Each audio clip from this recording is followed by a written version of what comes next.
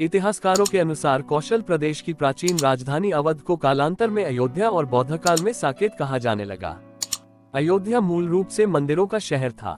हालांकि यहाँ आज भी हिंदू, बौद्ध एवं जैन धर्म से जुड़े मंदिरों के अवशेष देखे जा सकते हैं। जैन मत के अनुसार यहाँ आदिनाथ सहित 5 तीर्थंकरों का जन्म हुआ था। बौद्ध मत के अनुसार यहाँ भगवान बुद्ध ने कुछ माह विहार किया था।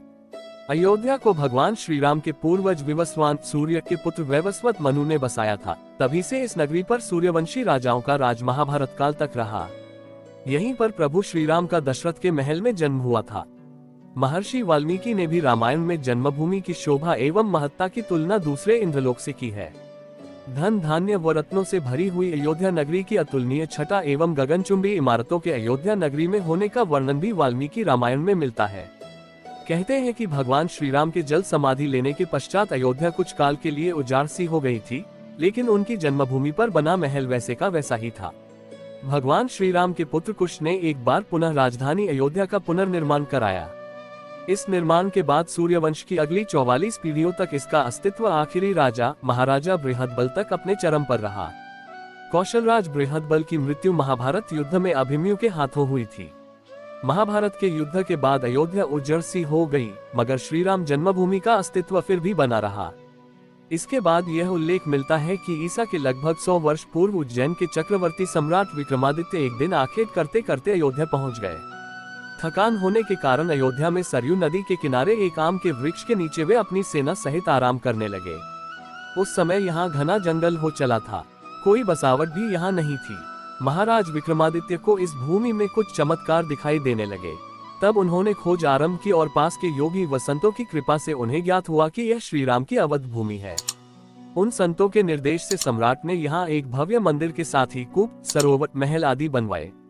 कहते हैं कि उन्होंने श्री राम जन्मभूमि पर काले रंग के कसौटी पत्थर वाले 84 स्तंभों पर विशाल मंदिर का निर्माण करवाया था। इस मंदिर की भव्यता देखते ही बनती थी।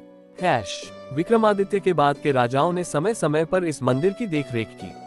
उन्हीं में से एक शुंग वंश के प्रथम शासक पुष्यमित्र शुंग ने भी मंदिर का जीर्णोद्धार करवाया था। पुष्यमित्र का एक शिलालेख अयोध्या से प्राप्त हुआ था, जिसमें उसे सेनापति कहा गया है तथा उसके द्वारा 2 अश्वमेध यज्ञों के किए जाने का वर्णन है। अनेक अभिलेखों से ज्ञात होता है कि गुप्त वंशीय चंद्रगुप्त द्वितीय के समय और तत्पश्चात काफी समय तक अयोध्या गुप्त साम्राज्य की राजधानी थी। गुप्तकालीन महाकवि कालिदास ने अयोध्या का रघुवंश में कई बार उल्लेख किया है।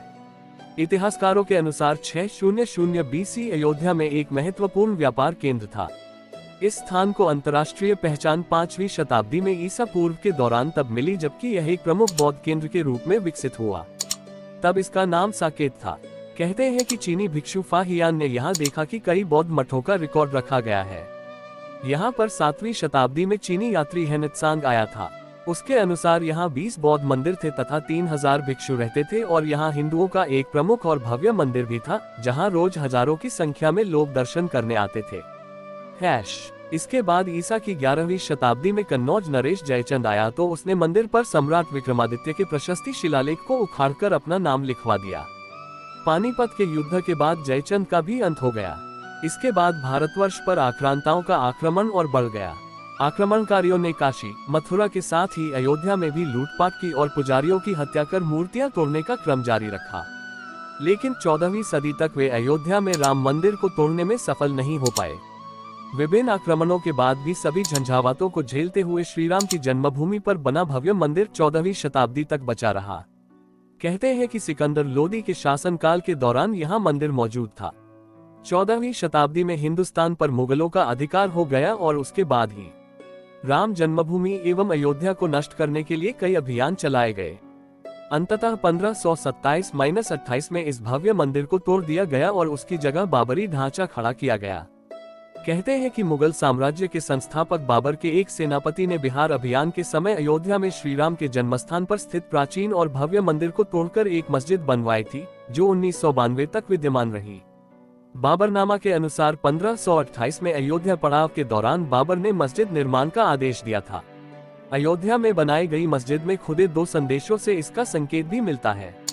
इसमें एक खास तौर से उल्लेखनीय है।